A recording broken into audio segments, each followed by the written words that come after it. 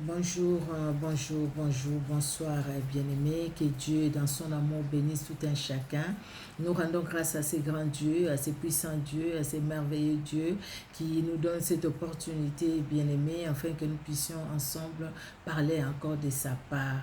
Nous allons commencer par lui rendre grâce. Nous allons commencer par prier parce que, bien-aimés, c'est vrai que nous lui reconnaissons toutes les choses. C'est lui qui a nos vies entre ses mains, les souffles de vie, la force nous vient de lui. Nous allons prier.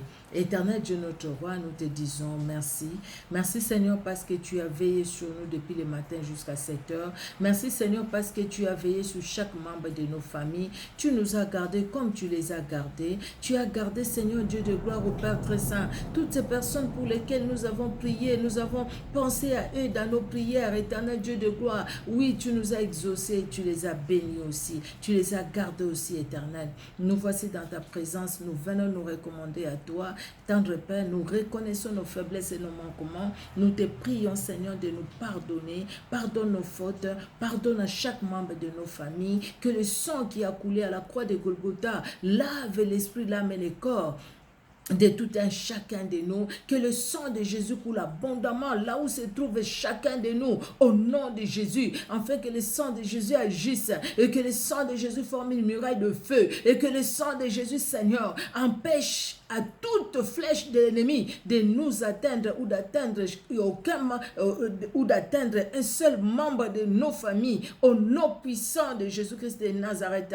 Tu es notre libérateur, notre protecteur, celui qui nous garde, c'est toi Seigneur. Nous te prions de nous remplir de la plénitude du Saint-Esprit, l'esprit de vérité qui parle, l'esprit de vérité qui agit, l'esprit de vérité qui se révèle. Cher Saint-Esprit, glorifie Jésus-Christ pendant ces temps, alléluia, que tout soit pour la gloire du Père, alléluia, gloire et louange à toi Seigneur, que tout ce qui n'est pas de toi s'éloigne de nous au nom de Jésus. Jésus règne Seigneur car tu es Dieu, tu es merveilleux dans ton amour, à toi l'honneur, à toi la gloire, toi en qui il n'y a aucune nombre de variation, dans le nom puissant de Jésus-Christ notre Père, que nous t'avons ainsi prié.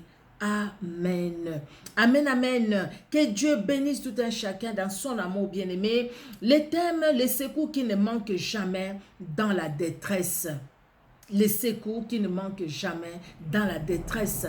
Et c'est toi et moi, nous avons besoin du secours, nous en avons besoin. Et c'est toi et moi, nous pouvons nous retrouver dans la détresse. Oui, nous pouvons nous trouver dans la détresse. Quand on parle de la détresse, bien-aimé, c'est le sentiment d'abandon. C'est la situation d'impuissance que l'on éprouve dans une situation difficile. Nous sommes coincés. Nous sommes dans une situation difficile. Nous n'arrivons même pas à relever la tête. Nous n'arrivons même pas à lever notre bras ou notre main. Nous sommes coincés. Nous avons besoin du secours. Nous voulons qu'il y ait quelqu'un qui vienne nous secourir. Bien-aimés, les hommes peuvent nous secourir. Ils peuvent venir, oui, ils peuvent nous aider. Mais le meilleur secours, c'est Jésus-Christ. C'est Jésus-Christ, c'est seul. Une sœur chez moi chantait Loboko na Yahweh et Komakabisika Loboko na moto Komakate. Là où la main humaine ne peut même pas aller pour nous sauver, pour nous libérer, mais la main de Dieu arrivera et la main de Dieu nous libérera, bien-aimés. Dans quelle situation pouvons-nous nous trouver? Dans quelle situation d'impuissance? Dans quelle situation, bien-aimés, difficiles dans nos vies, des situations qui sont dues peut-être aux situations que nous avons traversées ou aux problèmes que nous avons pour éviter la tautologie situation, aux problèmes que nous avons traversés depuis notre enfance, aux problèmes que nous traversons maintenant que ce soit sur le plan familial, sur le plan personnel, sur le plan de la santé, sur le plan du travail, sur tous les plans, nous sommes dans une situation et nous crions au Seigneur. Bien-aimés, quand nous crions au Seigneur, le Seigneur est capable de nous libérer. Nous allons lire les premiers passages. C'est dans les psaumes 46, c'est là où j'ai tiré, bien-aimés, ces thèmes.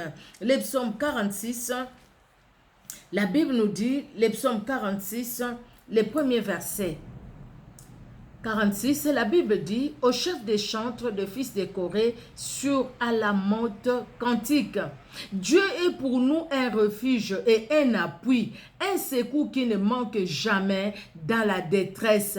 Pouvons-nous le dire aussi, toi et moi, Dieu est pour moi un refuge. Dieu est pour moi un appui. Un secours qui ne manque jamais dans la détresse. Un secours qui ne manque jamais quand j'ai le sentiment d'abandon. Quand je trouve que tout le monde m'a délaissé. Quand je trouve que tout le monde m'a tourné le dos. Quand je trouve que même les personnes que j'ai aidées, ces personnes-là se moquent de moi. Ces personnes-là me calomnient. Quand je trouve que les gens disent des mensonges sur moi, quand je trouve que les gens se liguent, il y a des associations qui se forment contre moi pendant que je n'ai rien fait. Il y a des gens qui me haïssent par procuration parce que tout simplement, son ami ne m'aime pas, lui aussi ne m'aime pas.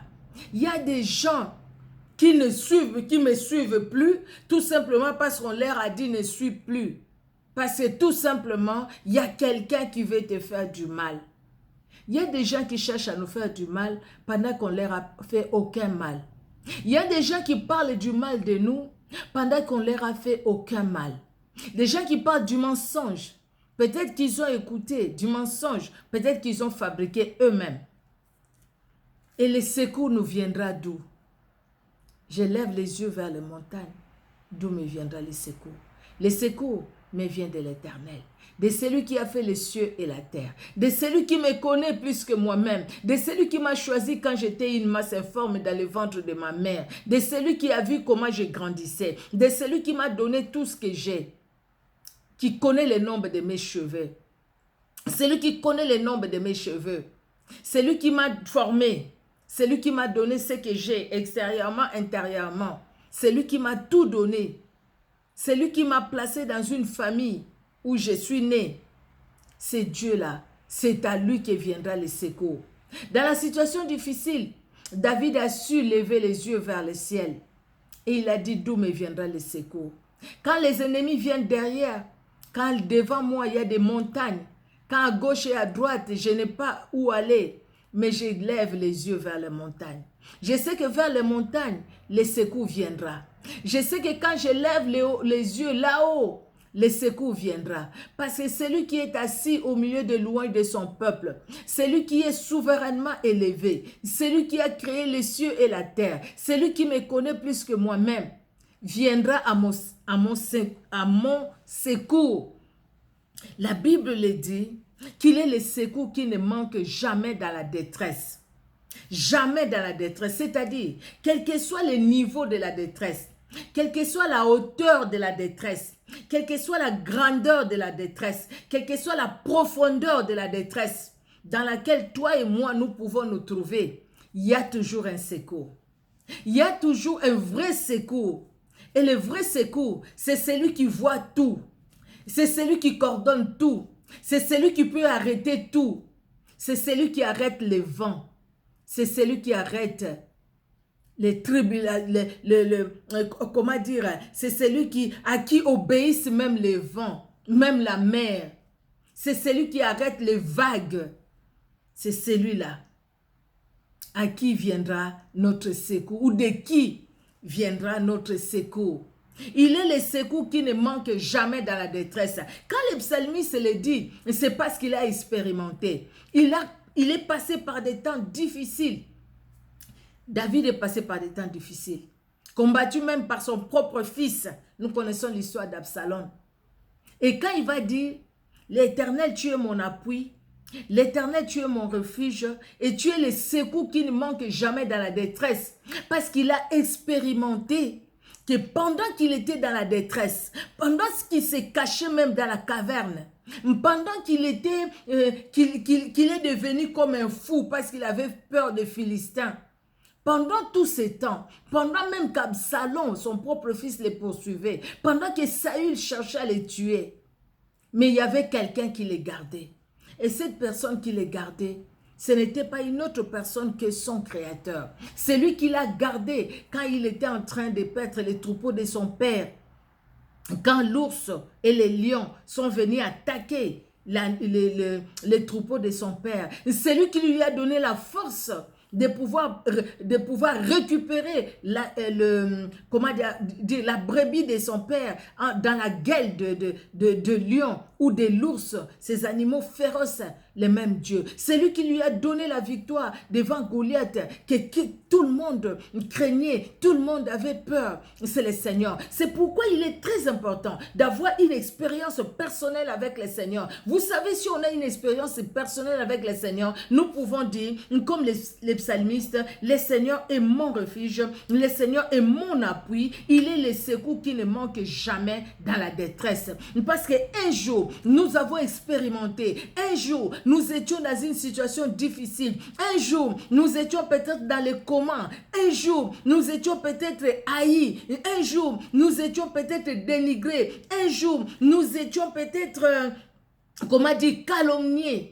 Mais un jour, il s'est levé. Un jour, il s'est révélé. Un jour, nous étions peut-être très malades, près de la mort. Mais il est venu à notre secours. Ainsi, nous pouvons dire, il est mon appui, il est mon refuge, il est le secours qui ne manque jamais dans la détresse. Parce que nous l'avons expérimenté, bien-aimés. Vous savez, si David l'a dit parce qu'il l'a expérimenté. La personne qui n'a pas expérimenté la main de Dieu, les secours de Dieu, même quand vous lui parlez du secours de Dieu, c'est comme si juste c'est une histoire qu'on lui raconte.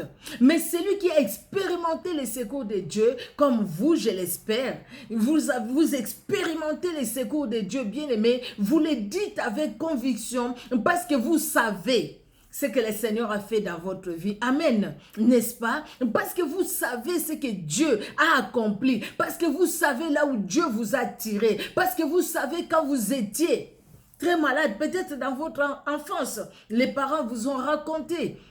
Mais Dieu est intervenu. Pendant même que nous ne les connaissions pas, le Seigneur est intervenu plusieurs fois dans notre vie. Pendant que nous ne les connaissions pas, peut-être la famille ne les connaissait pas, mais on voit quelque part, dans cette situation, il y a une main puissante qui est venue intervenir. Nous dormons sans savoir ce qui se passe tout autour de nous. J'aime à le dire régulièrement, bien-aimé, mais lui, il veille sur nous. Il veille sur nous, il nous garde et il nous protège. N'est-ce pas merveilleux? N'est-ce pas merveilleux ce que Dieu fait dans nos vies, bien-aimés? Alléluia! Regardez cette histoire. C'est l'histoire que nous connaissons de ces messieurs. Nous allons lire dans la Bible, dans Luc 10, qui se trouvaient dans une situation difficile, qui avaient besoin du secours. Mais les hommes sont passés. Les hommes qui pouvaient les faire sont passés. C'est vrai qu'on parle ici, Jésus-Christ voulait donner la leçon sur l'amour que nous devons avoir les uns pour les autres.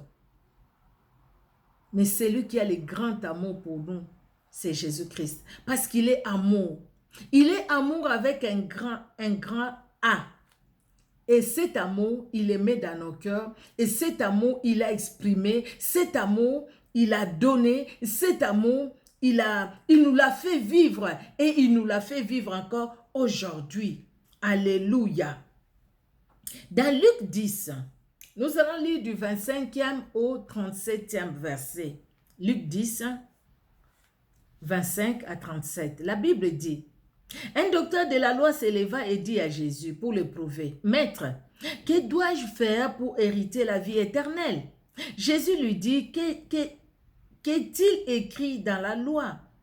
Qui lis-tu » Il répondit, « Tu aimeras le Seigneur ton Dieu de tout ton cœur, de toute ton âme, de toute ta force, de toute ta pensée, et ton prochain comme toi-même. » « Tu as bien répondu, lui dit Jésus, « Fais cela et tu vivras. » Mais lui voulant se justifier, dit à Jésus, « Et qui est mon prochain ?»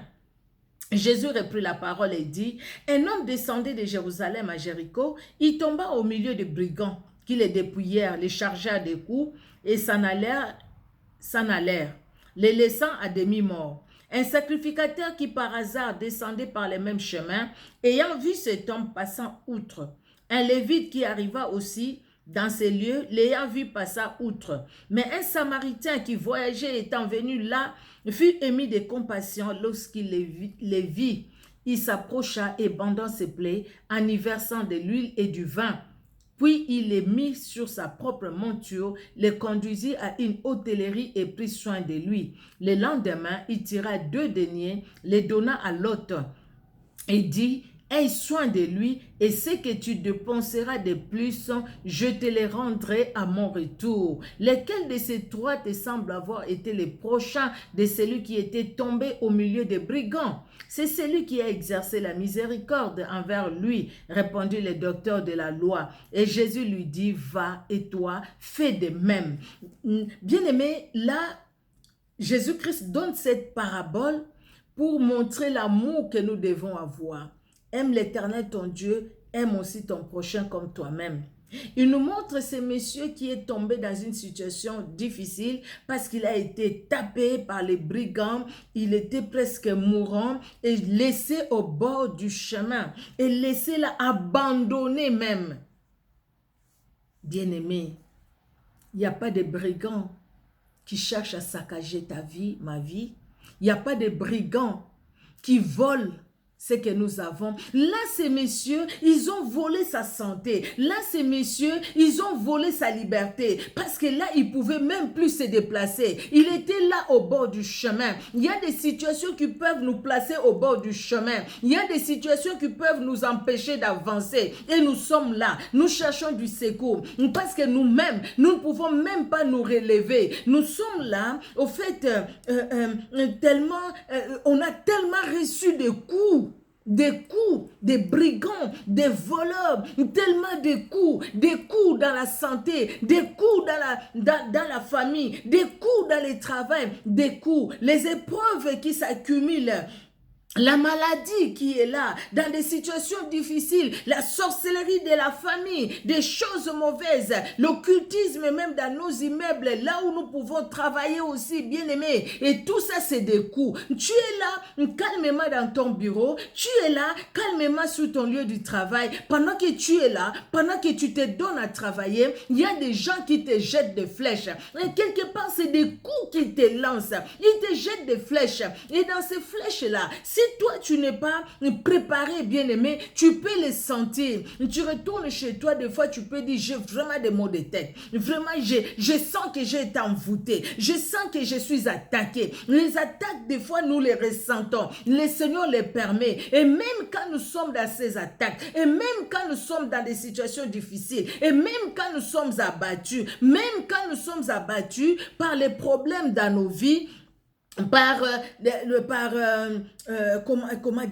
des problèmes, des situations que notre famille traverse, les problèmes de la mort dans la famille, des situations où les choses n'avancent pas dans la famille, nous voyons qu'il y a telle personne, les frères, la sœur, qui n'avancent pas, tel est malade, quelque part nous sommes comme des gens qui prennent des coups, vu la situation dans laquelle se trouve la famille, ou vu la situation dans laquelle on se retrouve soi-même.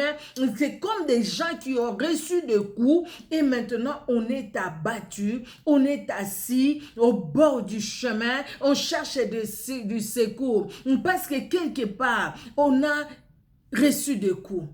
La Bible nous dit dans Jean 10, les voleurs ne viennent que pour dérober. Quand il vient, il dérobe. Quand il vient, il détruit. Quand il vient, il égorge. Quand il va t'égorger, quand tu n'as pas Christ, il t'égorge, bien-aimé, tu vas te sentir fatigué et tu peux même mourir. Quand il vient voler, il va te prendre ce que tu avais de précieux. Il va te prendre la santé, il va te prendre la maternité, il va te prendre l'intelligence, il va te prendre les études, il va te prendre le mariage, il va te prendre le travail et tu te retrouves dans le chômage, et tu te retrouves dans la stérilité, et tu te retrouves dans le célibat, et tu te retrouves dans le divorce, et tu te retrouves dans toutes ces choses. C'est comme cet homme qui a été vraiment, qui a été vraiment battu par les brigands. C'est comme cet homme qui a été laissé comme mort au bord du chemin. Cet homme qui a été laissé comme mort. Vous voyez cet homme, il avait même la force de se lever. Il pouvait aller se faire soigner lui-même. Non, il n'avait pas la force. Et Jésus-Christ, là, il parle vraiment de l'amour. Il parle de l'amour. Mais nous voyons là, le premier aspect où cet homme a été tapé, laissé comme mort par les brigands. C'est ce que la Bible nous dit, hein. Les versets 10 à partir de... et l'homme qui descendait de Jérusalem à Jéricho, il est tombé au milieu des brigands qui les dépouillèrent, les chargea des coups et s'en allèrent. Ils les dépouillèrent. L'ennemi, lui, ne vient, le voleur ne vient que pour dérober, pour détruire, pour égorger, pour tuer. Il ne vient que pour ça. L'ennemi est venu. Il a dépouillé cet homme. Ils l'ont dépouillé de tout ce qu'il avait. Bien-aimé, quand nous ne connaissions pas le Seigneur, n'est-ce pas que l'ennemi nous a dépouillés de tout? Aujourd'hui que nous sommes dans le Seigneur, l'ennemi peut-être il ne viendra pas nous dépouiller parce que le Saint-Esprit nous fait voir les choses. Mais nous pouvons être aussi dans la distraction et l'ennemi peut nous dépouiller. Et quand il nous dépouille, bien-aimé, il ne va pas nous laisser comme ça.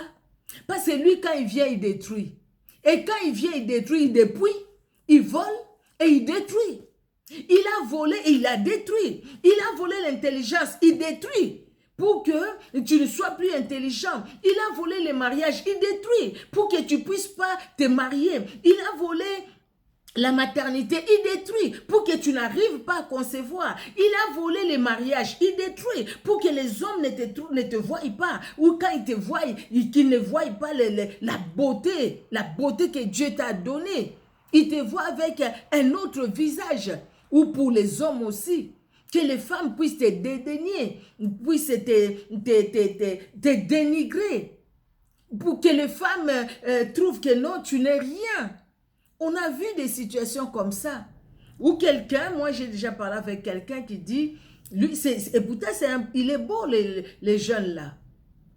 Mais il dit toujours qu'aucune femme ne l'aime. Aucune femme ne l'aime.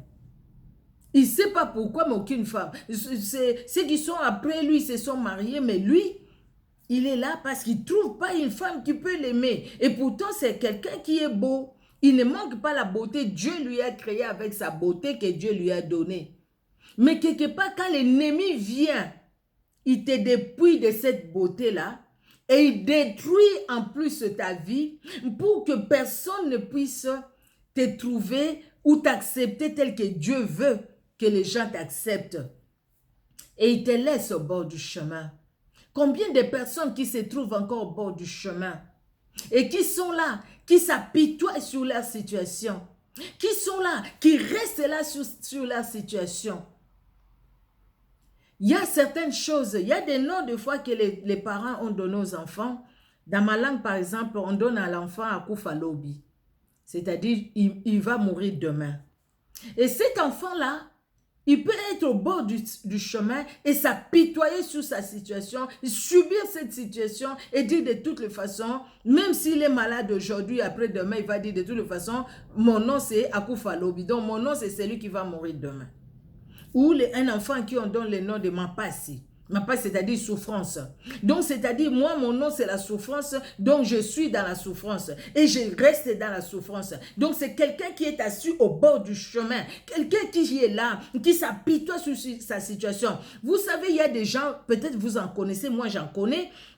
Quelqu'un qui avait son nom, on l'appelait, écoute, on l'appelait Micheline, je donne mon propre prénom, on l'appelait Micheline, mais cette personne traverse tellement de situations difficiles dans sa vie, elle change le nom de Micheline, elle se donne maintenant le nom de Job, mais un homme en fait, je parle d'un homme parce que c'est un cas réel, il se donne le nom de Job, il enlève son nom de Michel par exemple, je donne juste un exemple parce que moi c'est Micheline, c'est pourquoi j'ai dit Michel.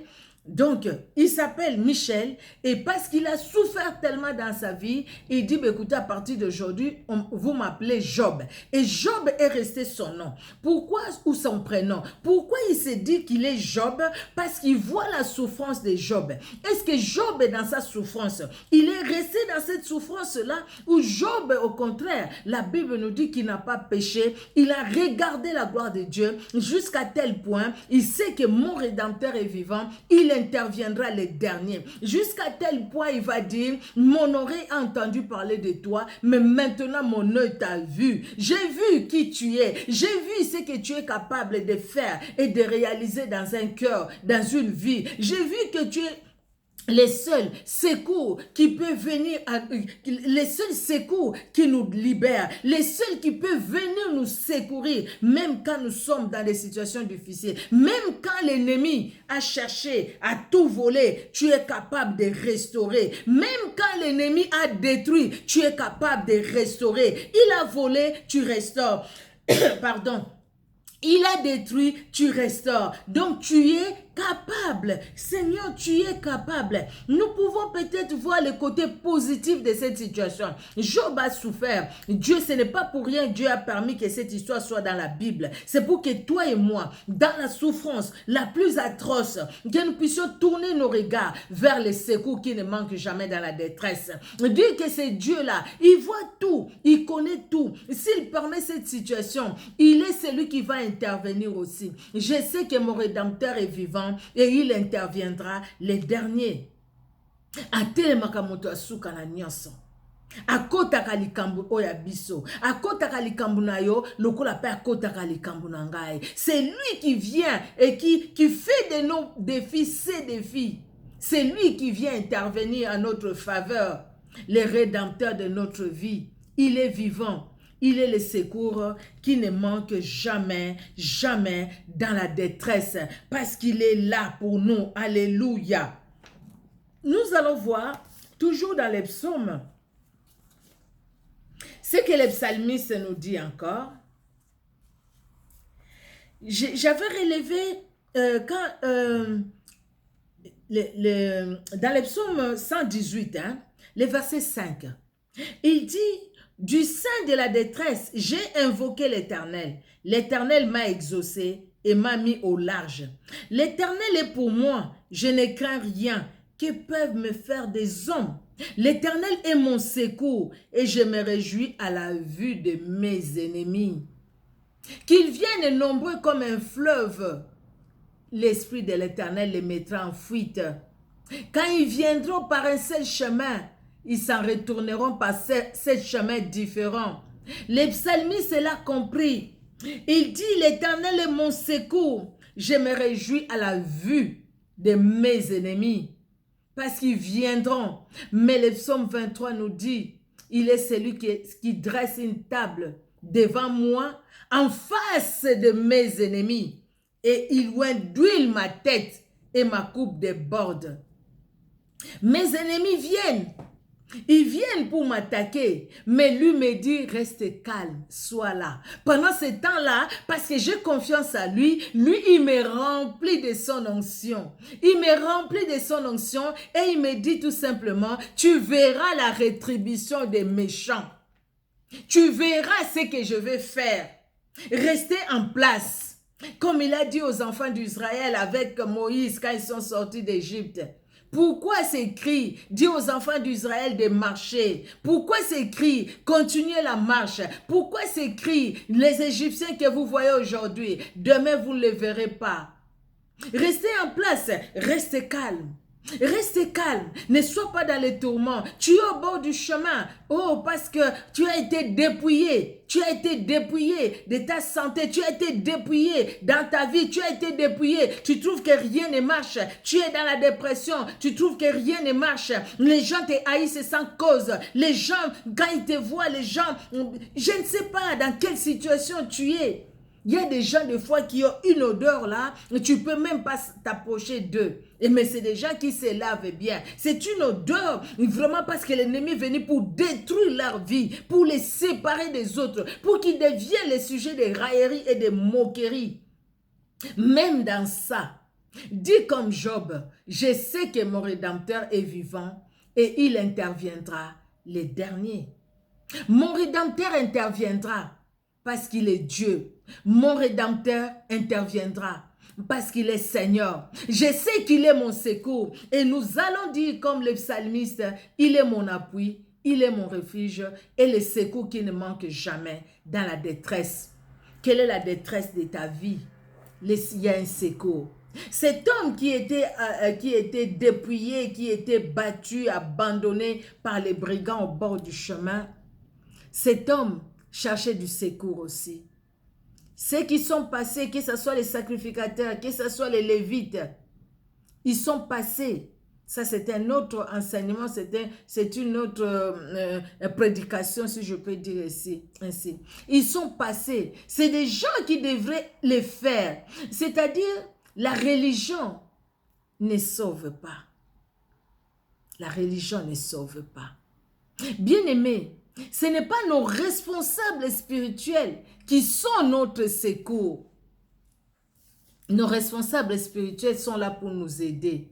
Dieu les a placés devant nous pour, au travers d'eux, Dieu veut nous enseigner. Au travers d'eux, Dieu veut nous conduire. Au fait, ils sont bergers. Et Dieu nous met dans la bergerie, là où il les a placés comme bergers. Et nous sommes des brebis dans cette bergerie où Jésus-Christ lui-même est le maître. Et il les a placés là-bas afin qu'ils puissent nous conduire. Mais ne nous laissons pas, ne nous appuyons pas toujours, je parle même pas de toujours, que nos responsables, oui, nos responsables, nos bergers, nos bergères ne deviennent pas nos idoles. Ne deviennent pas nos idoles parce ils n'ont pas les secours. Même si on les appelle, dès qu'on les appelle, ils répondent, ils prient pour nous. Mais ils n'ont pas la force de solutionner nos problèmes. Même s'ils peuvent nous donner de l'argent parce qu'on est dans un problème financier. Mais l'argent là, nous allons l'utiliser, il va finir. Mais la personne qui peut nous donner plus, qui peut nous donner ce qu'il nous faut, c'est Jésus-Christ et Jésus-Christ est seul. Les sacrificateurs est passé. Les Lévites est passé. Les Lévites, vous voyez, même les sacrificateurs, c'est les gens qui étaient dans les Sanhédrins, c'est les gens qui devraient aider, qui devraient s'arrêter. Mais y a-t-il pas de leçons là-bas? L'ami fidèle, c'est Jésus-Christ de Nazareth. Arrêtons de tomber dans le fanatisme. Aujourd'hui, il y a beaucoup plus du fanatisme plus du fanatisme dans nos églises. Nous sommes devenus fanatiques des hommes de Dieu, nous sommes devenus fanatiques des femmes de Dieu, nous sommes devenus des fanatiques. Au lieu de s'attacher à Jésus-Christ, de regarder à Jésus-Christ, parce que nos responsables font que nous puissions les regarder eux, au lieu de regarder au Maître, à Jésus-Christ. Oh, eux ne peuvent pas nous sauver, ne peuvent pas nous sauver. Il n'y a que Jésus-Christ qui peut nous sauver. Même si on les appelle à 1h du matin, à 2h, ils viennent chez nous prier pour nous. Mais celui qui va nous libérer, c'est Jésus-Christ, ce n'est pas eux. Nous pouvons être malades. Ils peuvent même nous amener à l'hôpital. Mais celui qui va intervenir pour donner la guérison, c'est Jésus-Christ. Nous pouvons être dans des problèmes dans nos familles. Peut-être des disputes, peut-être des choses de séparation et toutes ces choses-là. Les hommes de Dieu peuvent intervenir, c'est très bien, pour conseiller. Mais celui qui va donner la paix dans les cœurs, c'est Jésus-Christ de Nazareth. Il y a trop de fanatisme au milieu de nous et ça bloque aussi l'œuvre du Saint-Esprit. Le fanatisme, ça bloque l'œuvre du Saint-Esprit. Ce qui fait que dans nos fanatismes, nous sommes restés toujours au bord du chemin. Parce que toutes ces personnes-là, ils vont passer, ils vont nous regarder, mais ils ne feront rien pour nous. Ils peuvent nous donner de l'argent, mais ils ne peuvent pas nous sortir des situations spirituelles dans lesquelles nous sommes. Oui, ils vont nous aider par leur prière, mais l'intervention, c'est Jésus-Christ. Ils peuvent nous aider, bien-aimés. Dans la prière, les hommes de Dieu, c'est important, les femmes de Dieu qui sont là pour nous aider dans la prière, pour nous aider dans des conseils. Mais ne soyons pas fanatiques et ne tournons pas nos regards vers les hommes et les femmes de Dieu qui nous conduisent dans la prière. Ce sont des frères, des sœurs que Dieu a mis au devant de nous. Nous devons les respecter et nous devons nous tourner les regards vers Jésus-Christ. Même quand j'appelle l'homme de Dieu, j'appelle la femme de Dieu pour prier pour moi. Mais je sais que ce n'est pas lui qui va intervenir, c'est Jésus-Christ qui va intervenir. Donc, je n'ai pas appelé, pasteur, qu'est-ce que le Seigneur a dit? Et tout, qu'est-ce que le Seigneur a dit? Si le Seigneur lui dit quelque chose, il va m'appeler, il me le dira. Mais limitons ces choses-là, regardons, tournons-nous plus vers Jésus. Jésus-Christ dit, cette parole, c'est vrai, je l'ai dit souvent, quand le Fils de l'homme viendra, trouvera-t-il la foi sur la terre? Donc, c'est-à-dire, ces gens-là qui sont vraiment attachés à lui, il les trouvera ou pas?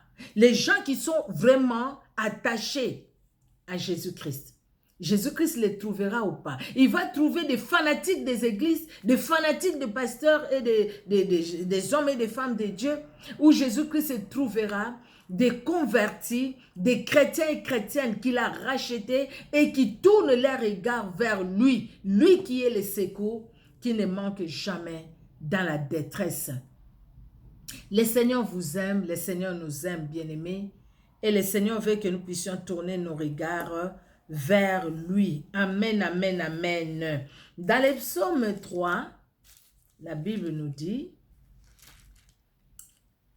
alors, dans le psaume 3, le psaume 3, 2 versets 4 et 9, même dans le psaume 118 que nous venons de lire, le verset 17, c'est David qui dit, non, je ne mourrai pas, je vivrai. Je raconterai les œuvres de l'Éternel. Je vais raconter tout ce que le Seigneur a fait dans ma vie. Je vais raconter tout ce que Dieu a accompli dans ma vie. Je vais le dire tout haut. Et pour que je le dise tout haut, je dois croire en lui. Je dois croire qu'il est celui qui m'a libéré. Je dois croire qu'il est celui qui m'a sauvé. Je dois croire que sans lui, je ne peux rien faire. Sans lui, je suis rien. Je dois croire, bien-aimé. Si moi, je ne crois pas, comment est-ce que je verrai sa gloire s'accomplir dans ma vie? Comment je verrai sa gloire se réaliser dans ma vie? Sinon qu'en croyant et en lui faisant confiance. Même si je ne vois pas encore, mais je sais qu'il est vivant. Même si je ne vois pas encore, mais je sais qu'il va intervenir. C'est pourquoi le psalmiste va déclarer, il dit non, je ne mourrai pas, je vivrai. Et je raconterai les œuvres de l'Éternel. Je raconterai tout ce que le Seigneur a fait dans ma vie et tout ce que le Seigneur fera dans ma vie.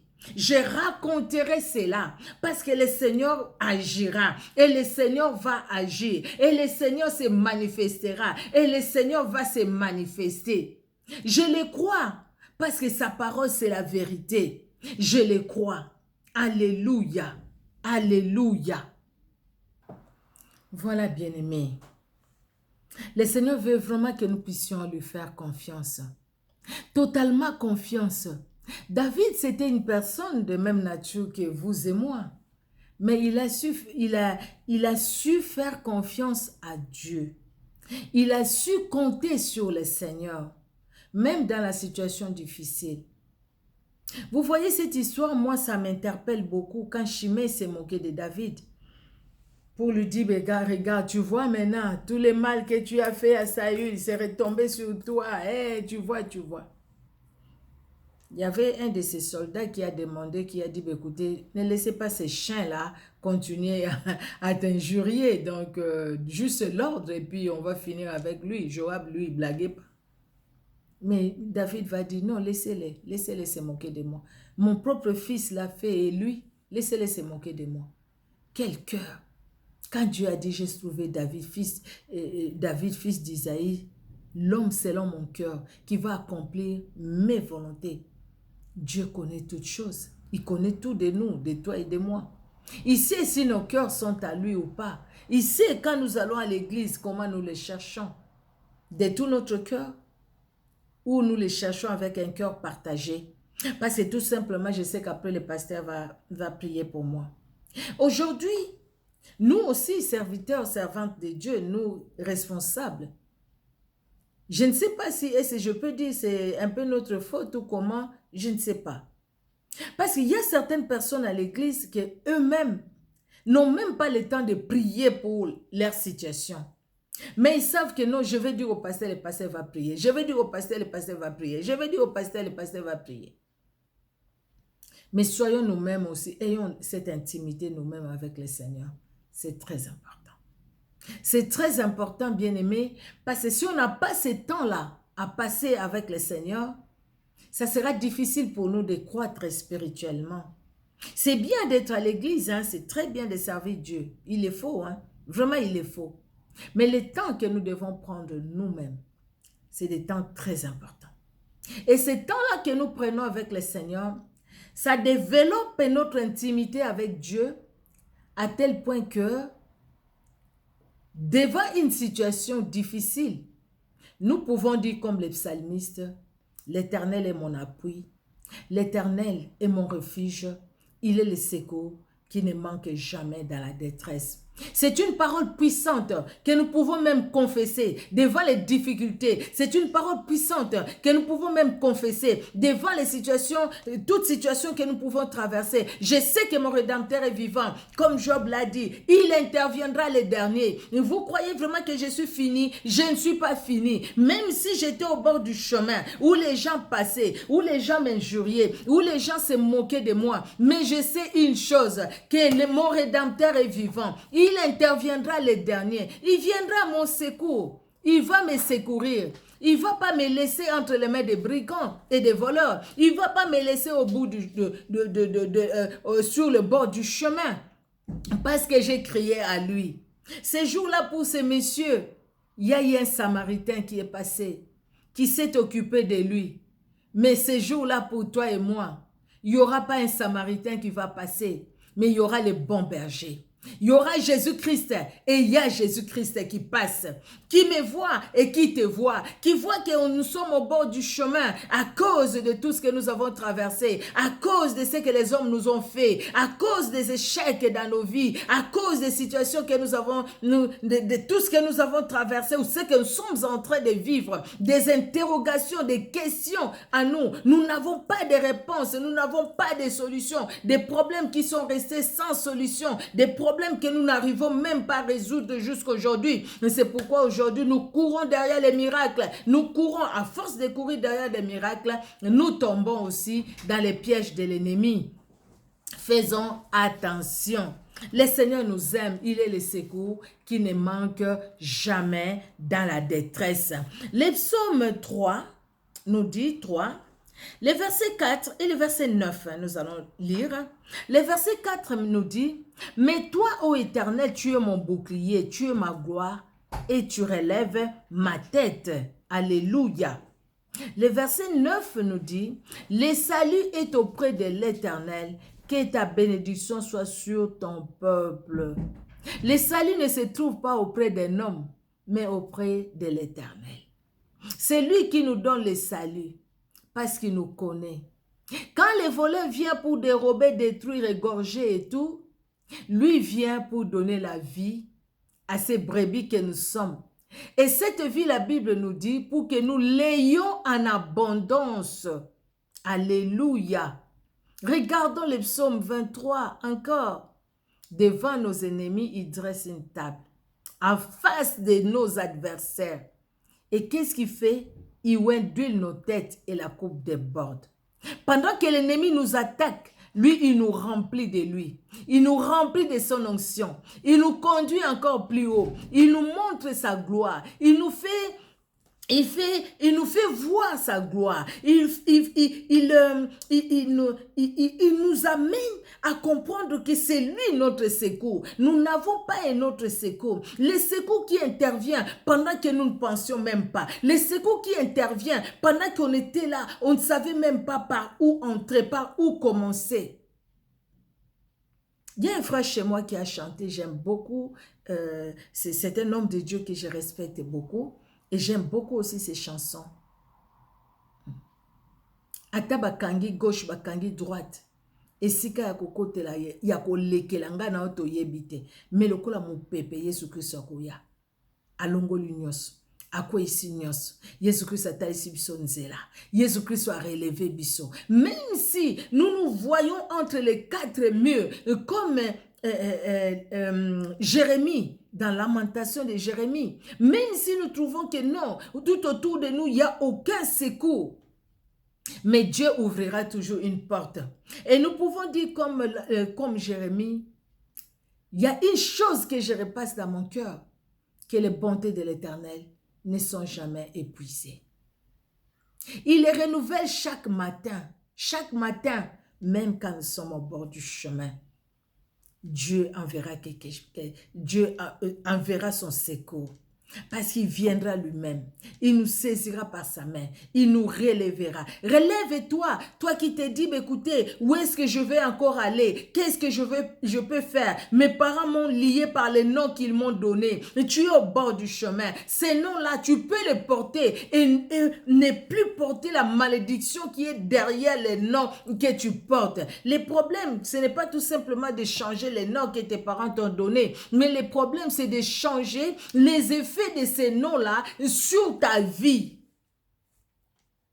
Toi, tu crois que c'est fini pour toi parce que les hommes ont parlé, l'oncle a parlé, la tante a parlé, la tante et l'oncle, quels que soient les degrés de la sorcellerie qu'ils ont. Mais regarde à l'œuvre de Golgotha. À la croix de Golgotha, Jésus-Christ a vaincu. Il a vaincu, il a dépouillé les autorités, les dominations. Il les a livrés publiquement en spectacle en triomphant d'elle par la croix. À la croix de Golgotha, Jésus-Christ a donné la victoire. Il m'a donné la victoire. Regardons à l'œuvre de la croix. Quand nous regardons à l'œuvre de la croix, voyez dans Colossiens 2, de 13 à 15, quand nous regardons à l'œuvre de la croix, bien-aimée, nous pouvons dire comme les psalmistes, l'Éternel est mon appui, il est mon refuge, il est le secours qui ne manque jamais dans la détresse.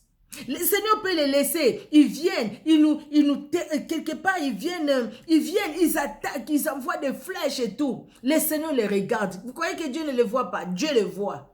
Il n'a pas vu quand Pharaon faisait tout ce qu'il faisait là contre les enfants d'Israël. Il a vu. Mais il y a eu un jour où il est descendu. Il est descendu. Moïse est allé. Et quand Moïse est allé avec Aaron, nous savons, nous connaissons l'histoire, bien aimée. Ce que Moïse faisait, les enchantements de Pharaon aussi les faisaient. Mais Dieu montrait à Moïse toujours sa puissance, sa toute puissance qui est au-dessus de la puissance de la sorcellerie des enchantements.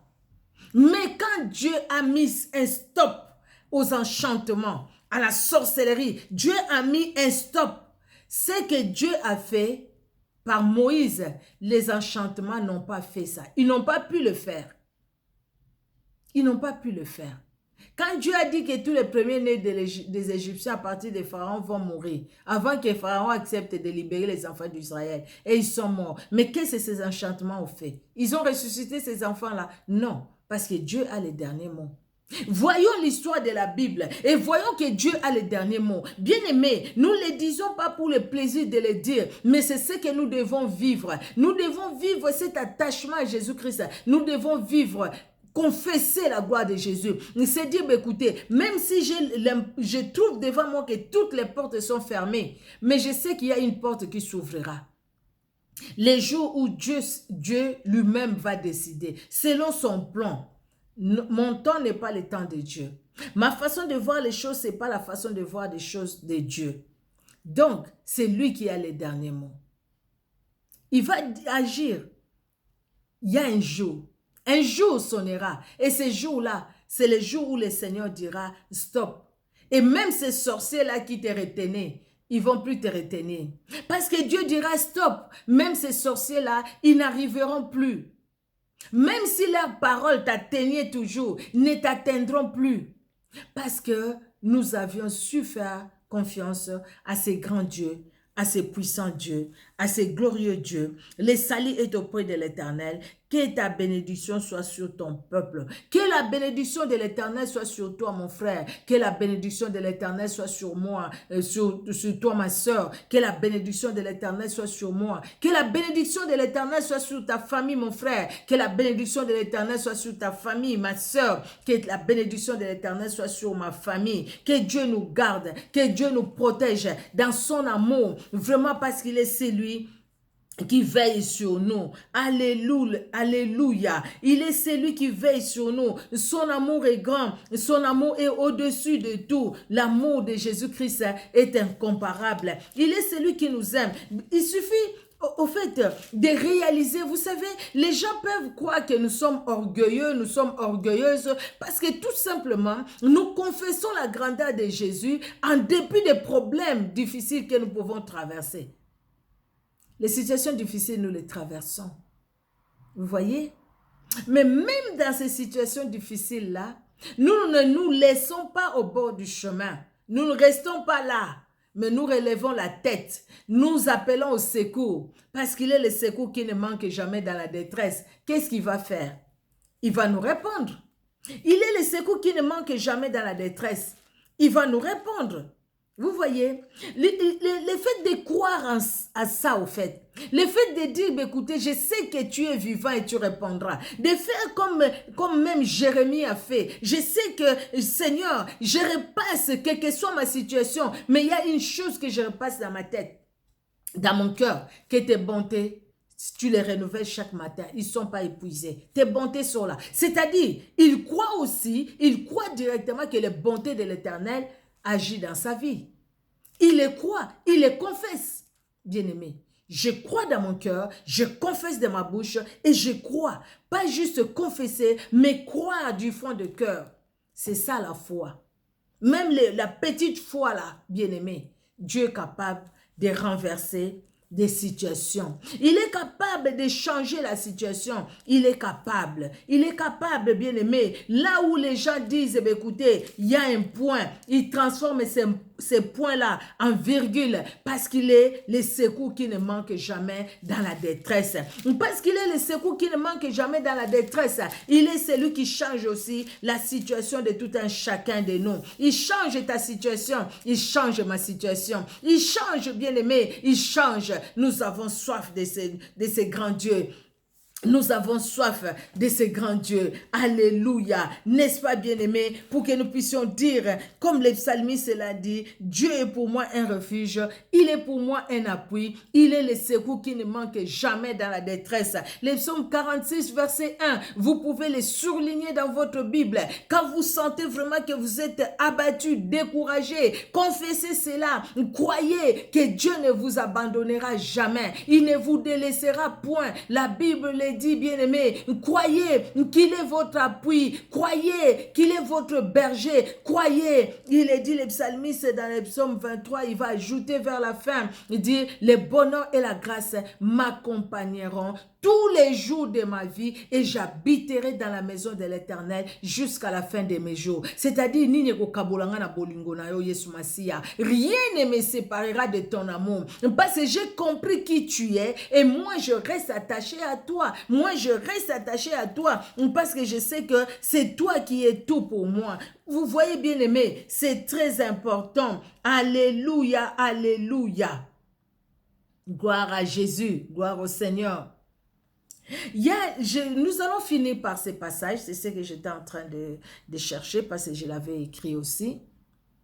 Dans Jacques 5, les versets 10 et verset 11, la Bible nous dit, « Prenez mes frères pour modèle de souffrance et de patience les prophètes qui ont parlé au nom du Seigneur.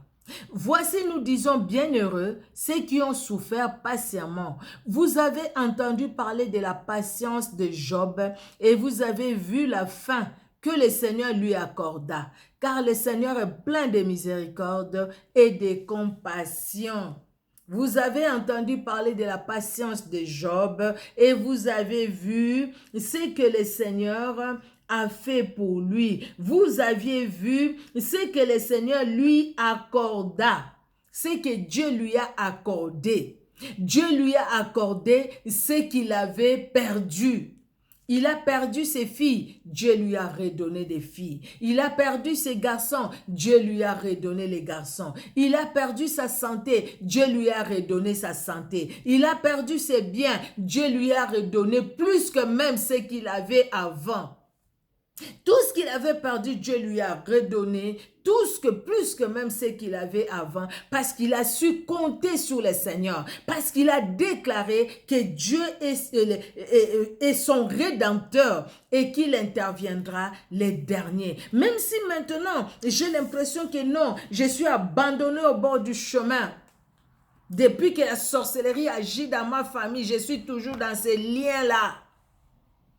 Mais Dieu est capable de me sortir. Dieu est capable de m'amener. Dieu est capable de laver ses plaies, de laver ma vie. Dieu est capable de me sanctifier. Dieu est capable de changer l'histoire de ma vie. pour que ce que j'avais perdu, que je puisse les récupérer. Parce qu'il est Dieu. Alléluia. Je sais que mon Rédempteur est vivant et il interviendra le dernier. Dieu, mon roi, Jésus-Christ, est mon appui, il est mon refuge, le secours qui ne manque jamais dans la détresse. Pas juste une confession, mais croire à cette parole qui est la vérité. Il est le secours qui ne manque jamais dans la détresse. Bien-aimé dans le Seigneur, notre Dieu merveilleux, il est bon, il est redoutable. Merci pour m'avoir écouté le Saint-Esprit par moi. Parce que le Saint-Esprit a déposé cette parole sur mon cœur. Et pendant que le Saint-Esprit dépose cette parole sur mon cœur, le Saint-Esprit me parle aussi à moi. Et le Saint-Esprit m'utilise que comme un instrument pour transmettre ce qu'il veut te transmettre à toi, mon frère, à toi, ma soeur. Afin que chacun de nous puissions réaliser cela. Que Jésus-Christ est le secours qui ne manque jamais dans la détresse. La détresse, je l'ai dit, c'est quand on a les sentiments d'abandon, de solitude, d'impuissance que l'on trouve dans une situation difficile, dans un besoin qu'on a, nous sommes dans un danger, dans une souffrance. La détresse. Jésus-Christ est là pour toi, pour moi. Jésus-Christ est là pour ta famille, pour ma famille. Jésus-Christ est là pour ton problème du travail, pour moi. Jésus-Christ est là pour ta santé, pour ma santé. Jésus-Christ est là pour tous les détails de ta vie et de ma vie. Que Dieu vous bénisse, bien-aimés. Que Dieu vous bénisse. Nous allons prier. Merci Seigneur Jésus-Christ, parce que tu es là. Dans la détresse, oh mon Dieu, nous ne sommes pas seuls. Parce que tu l'as dit que jamais tu nous abandonneras, jamais tu nous délaisseras. Ô éternel Dieu puissant, merci. Parce que dans la Bible, il y a les bien-aimés, oui, nous les disons bien-aimés, oh Seigneur, parce qu'un jour nous allons nous retrouver auprès de toi avec eux.